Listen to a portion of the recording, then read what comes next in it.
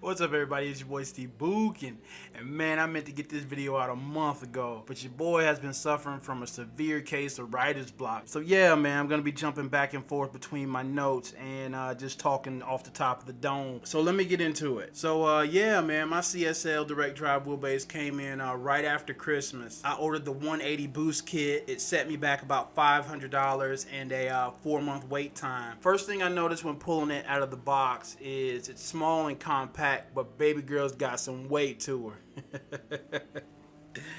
Yeah, man. But installation was a breeze. I am mounting my CSL direct drive wheelbase to my Trak Racer RS8 Mach 4 rig. I wouldn't try mounting this to an entry-level budget rig like my Conquer rig. I don't think that rig would be able to handle the static weight along with the forces that the CSL direct drive will be generating. I've seen guys use torque braces on their CSL direct drive, but I don't think that's necessary. The force feedback is strong, but I think torque braces is kind of overkill in my opinion. So yeah, I also picked up the desk clamp. It was real easy to assemble and install, but it's really fragile. I was a little off center when I was tightening down the clamp, hoping it would guide itself into place, but I just ended up breaking these little seating fins instead. So yeah, I recommend making sure everything's lined up before tightening it all down, because these little fins have the strength and rigidity of a potato chip. So what does the CSL direct drive feel like? Well, after I plugged in Fanatec's recommended settings, the CSL direct drive wheelbase feels like the steering rack out of an 80s sports car. Yeah, man, if I had to describe the difference between Fanatec's belt-driven wheelbases and the CSL direct drive, I'd say the CSL direct drive feels like a first-generation MR2 with a slightly modified suspension, and the V2.5 has a power steering feel like a 90s German or Japanese sports car, like a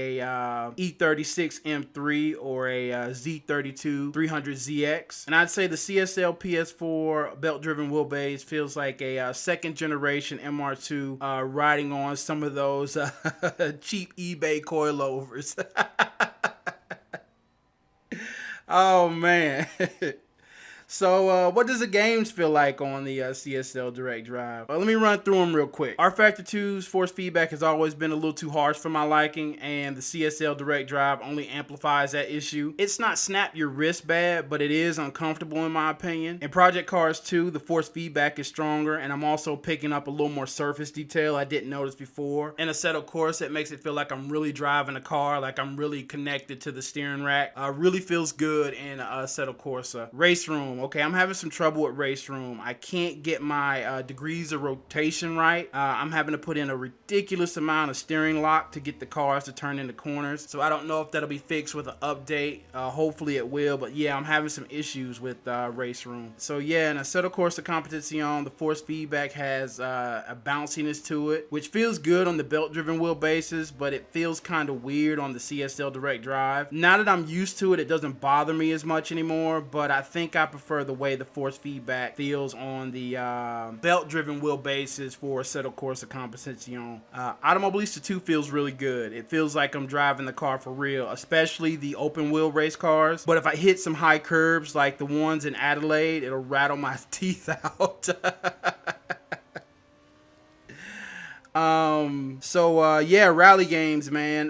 The CSL direct drive feels alright in WRC 10, but kind of underwhelming in WRC 9 in the dirt rally games. But I kind of expected that, because tarmac focused sim titles is where Fanatec wheelbases shine the most in my opinion. But when it comes to rally games, Thrustmaster is still king in my opinion. I know I just triggered some guys with that one right there. So yeah, man, I've taken some issues with Fanatec in past videos about the weight of the steering wheels, because it feels like any wheel weighing over 3 pounds was just too much for my CSL PS4 and V2.5. So yeah, I'm gonna go over how my old wheels feel on the new CSL direct drive wheelbase, and then I'm gonna wrap this thing up. So I'm gonna start with the 4-pound monster known as the BMW GT2 rim.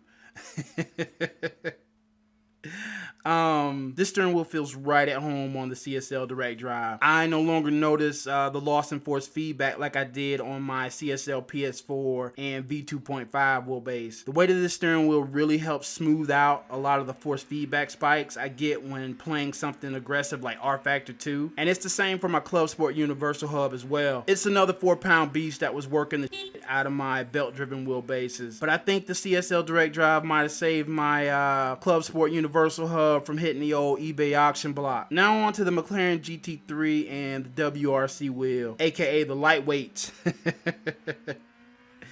So yeah, man, I'm noticing some rattling and some creaking that I've never had while using these on the CSL PS4 and V2.5. This only really happens when I'm playing R Factor 2 and not so much on the other STEM titles. I highly recommend using Fanatec's Metal Clubsport Quick Release, or just purchasing a steering wheel that comes with a built-in metal quick release. The CSL and V2.5 belt-driven wheelbases have been known to crack and even completely snap the plastic quick release and the thin metal receiver shaft on the old P1 steering wheels. And I have no doubt that the CSL Direct Drive will probably slice through these things like a hot knife through butter. But yeah, man, that's my quick rundown on the CSL Direct Drive wheelbase. I am really happy with my purchase this time. When it comes to sim racing wheelbases, I think this is the end of the line for me. I couldn't imagine needing anything more than this. But yeah, like I said before, I'm suffering from some serious writer's block while making this video. So if I missed anything, or if there's something you want me to elaborate on, just let me know down in the comment section. I'll try to get back to you ASAP, and I'll also try to leave some links and more educated reviews down in the description box. So yeah, be sure to check that stuff out. Don't forget to like, comment, subscribe. Thanks for watching. It's Tibukin. I'm out.